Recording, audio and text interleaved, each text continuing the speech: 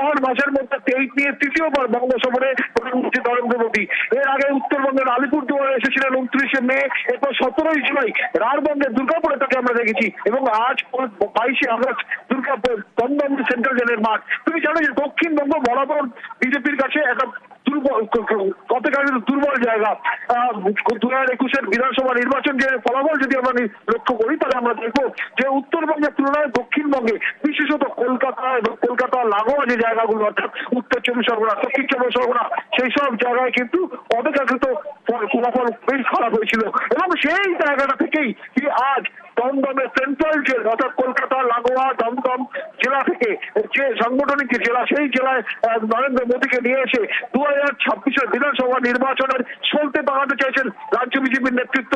সেদিকেই কিন্তু ইঙ্গিত রয়েছে। গতকাল এক স্যান্ডেলের যে পোস্ট নরেন্দ্র মোদী করেছেন, সেখানে তিনি বলেছেন রাজ্যের শাসক দল তৃণমূল কংগ্রেসের বিরুদ্ধে রাজ্যের মানুষ, রাজ্যের জনতা তারা ক্ষোভে ফুঁসছে, সে কথা তিনি স্পষ্ট করে উল্লেখ করেছেন। এবং একই সাথে উল্লেখ করেছেন যে রাজ্যের মানুষ তারা কিন্তু আশা নিয়ে তাকিয়ে রয়েছে বিজেপির দিকে।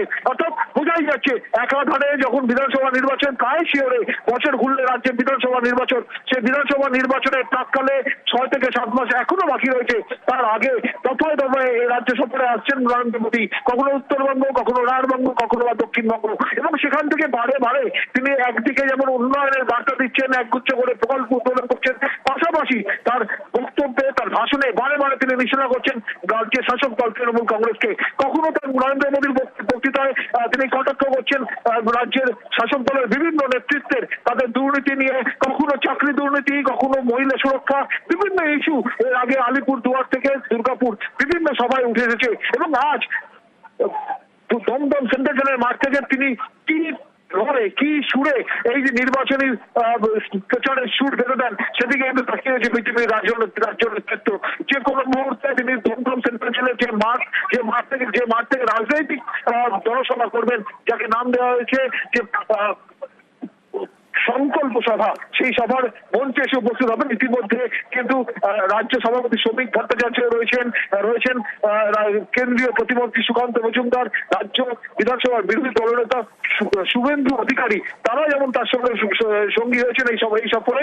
অর্থাৎ বোঝাই যাচ্ছে যে একটা দিকে যে আজ বছর ঘুরলে যখন বিধানসভা নির্বাচন, সেই নির্বাচনের আগে ঠিক কোন সুরে তিনি আজ এখান থেকে নির্বাচনী প্রচারের লয় তাল সেগুলো বেঁধে নেবেন বিজেপির কর্মী সমর্থকদের জন্য, সেদিকে কিন্তু নজর রয়েছে রাজনৈতিক মহলের। অতনু পাঠাদেব, আমরা দেখতে পাচ্ছি প্রশাসনিক সভা, সেই প্রশাসনিক সভায় নরেন্দ্র মোদী রয়েছেন, এরপরে জনসভা রয়েছে। তো এই প্রশাসনিক সভায় এখানে আর কারা রয়েছেন, কি হবে এই প্রশাসনিক সভায়? তুমি জানো যে যেমনটা তোমার বলছিলাম যে যখন বছর ঘুরলে বিধানসভা নির্বাচন, এবং সেই বিধানসভা নির্বাচনের আগে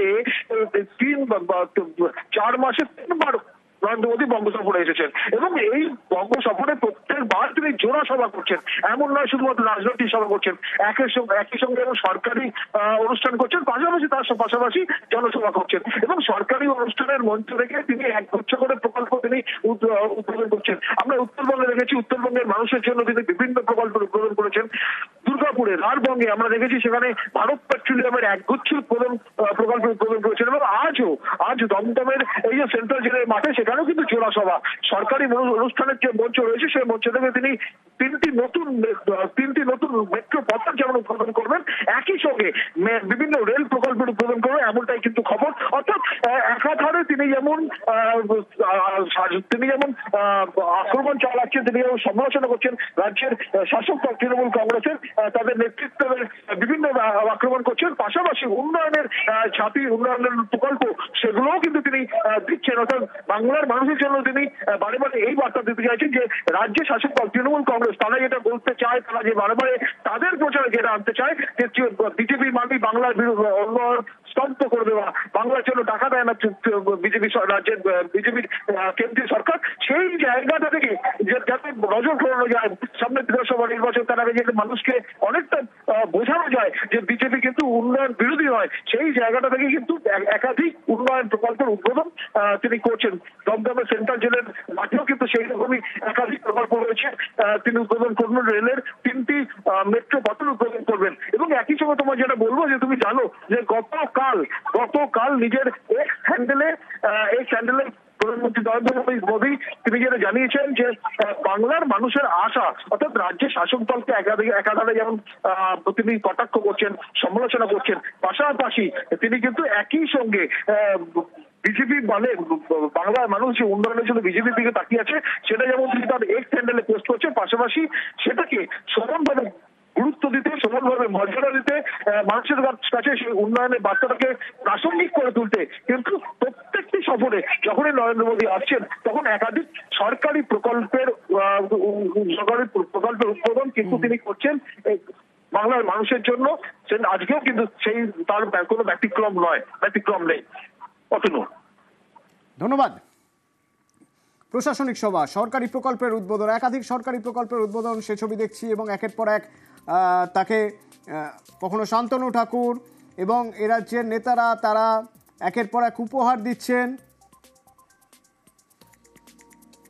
সরকারি প্রকল্পের উদ্বোধন করতে গিয়ে নরেন্দ্র মোদী কি বলেন নজর তো থাকবেই, তবে সবচেয়ে গুরুত্বপূর্ণ হতে চলেছে তারপরে যে সভা, যে জনসভা নরেন্দ্র মোদীর, ঠিক কোন কোন ইস্যু এখানে তুলে ধরবেন। আমরা দেখেছি যে এই সভায় আসার জন্য বিজেপির মহিলা সংগঠনের কিছু কর্মী এবং তার সমর্থকরা তারা অপারেশন সিঁদুর লেখা টি শার্ট পরে এসেছেন।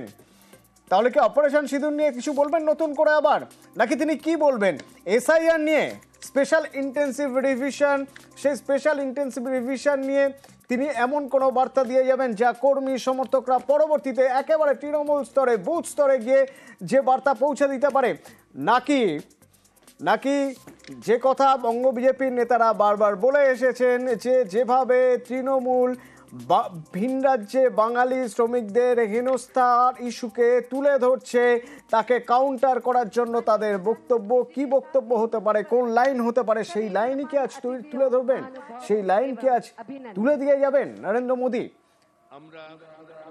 প্রশ্ন থাকবে ঠিক কোন কোন বিষয়ে তিনি আজ কথা বলবেন। একাধিক ইস্যু রয়েছে, আর কয়েক মাসের ব্যাপার, 2026-এ ভোট। সেই ভোটের আগে একদিকে কর্মী সংগঠনদের চাঙ্গা করা, তার পাশাপাশি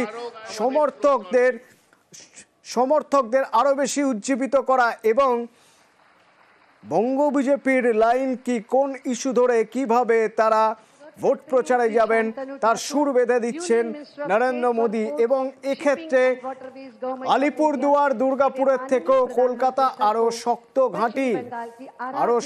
ঘাঁটি, তার কারণ উত্তরে কিছুটা জমি থাকলেও, শিল্পাঞ্চলে কিছুটা জমি থাকলেও, আমরা যদি দেখি 2014 মোদি ঝড় বলা হচ্ছিল, সেই মোদি ঝড়ে লোকসভায় বিপুল জনসমর্থন নিয়ে আসার পরেও, তারপরেও 2014 থেকে 2025 সেই 11 বছরে দক্ষিণবঙ্গে বা বিশেষত কলকাতায় যদি বলতে হয়, ভোট শতাংশ যে খুব বেড়েছে বিজেপির তা নয়, বরং ভারতীয় জনতা পার্টির কিছু কিছু নির্বাচনে ভোট শতাংশ কমেছে।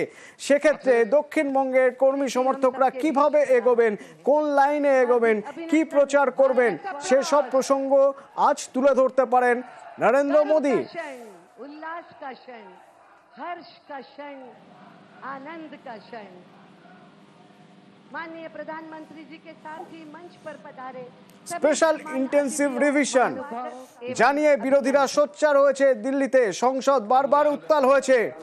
সেই স্পেশাল ইন্টেন্সিভ রিভিশনের প্রয়োজনীয়তা কি, ভোটমুখী বিহারে গিয়ে কিছুক্ষণ আগেই বলে এসেছেন প্রধানমন্ত্রী নরেন্দ্র মোদী। অনুপ্রবেশ আটকানোই বড় লক্ষ্য, আর সেই অনুপ্রবেশ আটকানোর জন্যই এই স্পেশাল ইন্টেন্সিভ রিভিশনের প্রয়োজন, যে কথা তিনি সেখানে বলেছেন। এবং যেখানে তিনি সরাসরি বিরোধীদের বিধে বলছেন যে বিরোধীরা চাই না অনুপ্রবেশ বন্ধ হোক, ঠিক সেই জায়গা থেকে দাঁড়িয়ে সীমান্তবর্তী রাজ্য, আমরা বাংলাদেশের সঙ্গে 4000 কিলোমিটার সীমান্ত শেয়ার করি, স্থল সীমান্ত শেয়ার করি, এইখানে দাঁড়িয়ে অনুপ্রবেশ ইস্যু নিয়ে নরেন্দ্র মোদী কি বলেন তা অত্যন্ত তাৎপর্যপূর্ণ।